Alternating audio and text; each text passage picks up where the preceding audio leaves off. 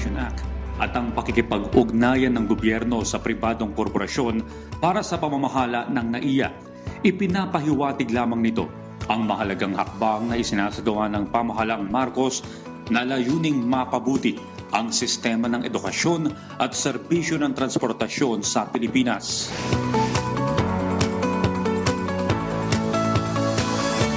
Sa akin, mas magandang kaluwagan yun, lalo kung wala pang pambayad. Yung enough time kasi, minsan kasi wala pang pera yung parents, di ba? Ang mga bata gustong mag-exam eh. Dahil lang sa walang pambayad, ma-stop muna sila for the examination. Para sa akin, magandang magandang magandang isinabatas ni BBM. E di napakaganda naman po nung layunin ng ating mahal na presidente kasi sabi ko nga, nangarap na makatapos yung mga anak ko, tapos yung no permit, no exam, napakaganda nun para sa amin. Dahil unang-una hindi na kami yung araw-gabing maghahanap buhay para sa ganun matustusan namin yung mga anak namin. Sang-ayon po ako doon sa ganung layunin niya. Hindi na po mapipressure yung mga estudyante na isipin yung financial, ang isipin na lang po nila yung pag-aaral nila, yung pag-review. And then pagdating naman po sa mga parents, hindi na rin po nila masyadong isipin yung bayad bago mag-exam. Parang makikita nila na yung anak nila is nag-aaral talaga na mabuti at wala nang iisipin. Wala pang pambayad yung mga magulang para sa exam ng mga bata. Katulad niya na sa batas na yang pwede na silang mag-exam kahit wala pa silang bayad. Kaya malaki pong tulong yan sa magulang at saka sa mga bata.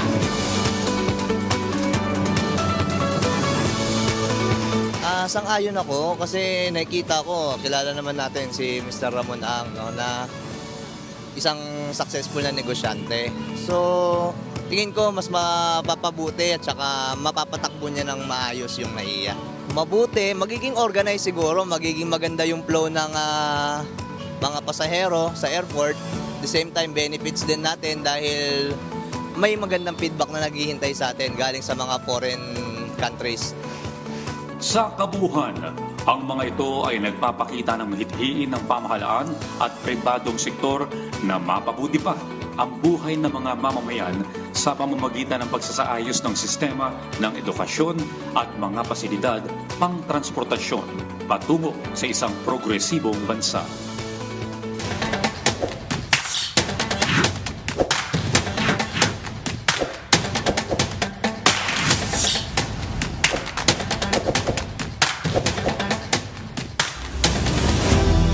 So dalawang sektor yung naitanong na rin natin sa ating mga kababayan yung napag-usapan doon, sektor ng edukasyon at sektor ng transportasyon. Alam mo, naramdaman ko yung ginhawa doon sa ating mga kababayan, particular doon sa no exam, no permit prohibition act.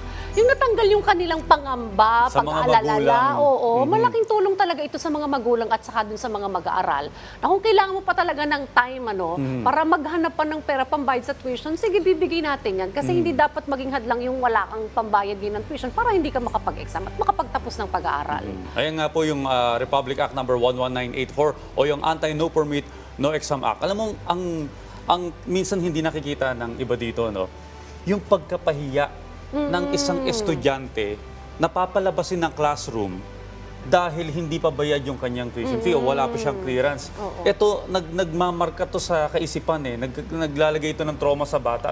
Dahil minsan naman talaga ang mga magulang nagigipit. Alam niyo naman, mahirap ang buhay ngayon. Na minsan kahit na pinag-ipunan mo, pinaghandaan mo yung tuition fee ng anak mo, may mga circumstances na nangyayari na hindi ka makakabayad on time. Pero dahil sa batas na ito, maiiwasan po ang lahat ng yan. Makakapag-exam ang mga bata, kailangan lamang na kumuha sila ng parabang certificate mula sa Regional DSWD para sabihin na sila wala pang kakayanan magbayad sa ibinigay na petsa. Kasi nga naman, kung wari, exam mo na ngayong linggo, kaso ang dating ng sweldo mo, mga 2 weeks after pa, kailangan mo talagang antayin. Minsan kasi ang ginagawa rin ng ating mga kababayan, mga ngatok sa mga kapitbahay para mangutang, ang hirap din naman nun.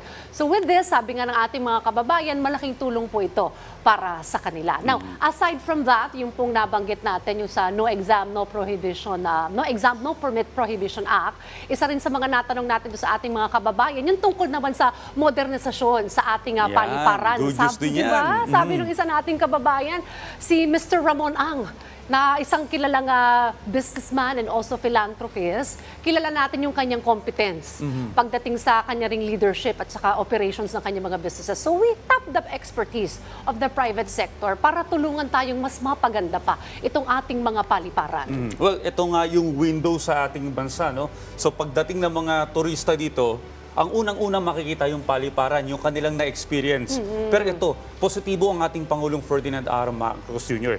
Sabi ng Pangulo, inaasahang mawawala na yung mga hindi mabuting impression sa Ninoy Aquino International Airport sa sandaling masimulan na yung modernisasyon sa ating paliparan. Ang proyekto ay katuparan ng 30 years Ang tagal plan ng inantay, ano? para sa comprehensive na modernization sa NAIA na sa pakikipag-partner nito sa pribadong sektor. Oo. SMC niya ito, no? SMC. Very timely nga rin naman kasi 'di ba recently may mga napaulat diyan na mga nag-viral pa nga Yan. yung surot, yung daga. Tapos maalala natin yung mga I think mga last year or past years, yung nagkaroon pa ng brownout, power interruption sa mga paliparan na kung hindi na po natin yan mararanasan with this Meron pa. modernization. Yung mga previous administration, yung laglag bala. Tanimbala. Tanimbala pala. Tapos yung meron pang tinatawag na Pastilla Scheme. Ayun, So yung mga kahihiyan na yan, Burahin na natin, Burahin na po natin yan. oo. Bigyan natin ng magandang impression yung ating mga bisita pagdating pa lang sa ating airport. We're looking forward dito sa realization ng modernization sa ating NAIA. Ito syempre paalala rin po sa ating mga kababayan, yung Earth Hour po o obserbahan po yan gabi ng Sabado, bukas po yan. Sana po ay tayo ay makiisa dito, patayin natin ng 1 oras yung ating pong mga ilaw. Ito po ay ating simple participation para po sa Earth Hour, 8:30 po yan ng gabi hanggang 9:30 ng gabi. Ayan. So sinabi naman ng Department of Energy na binibigyan diin ng tema ng Earth Hour ngayong taon na switch off plastic pollution, give an hour for Earth. Isang oras lang para isang sa oras lang. kalikasan. Ayan. Oo. Konting sakripisyo. Bukas po yan tayo po ay makiisa sa pagdiriwang po ng Earth Hour bilang ang ating simpleng aksyon na rin po para sa paglaban dito sa problemang tinatawag po nating climate change. Hanggang dyan na lamang po muna ang update namin sa inyo ngayong umaga. Abangan kung ano pa ang mga magiging aktibidad ni Pangulong Ferdinand R. Marcos Jr. sa susunod nating pag-uusapan dito lamang sa Mr. President on the Go.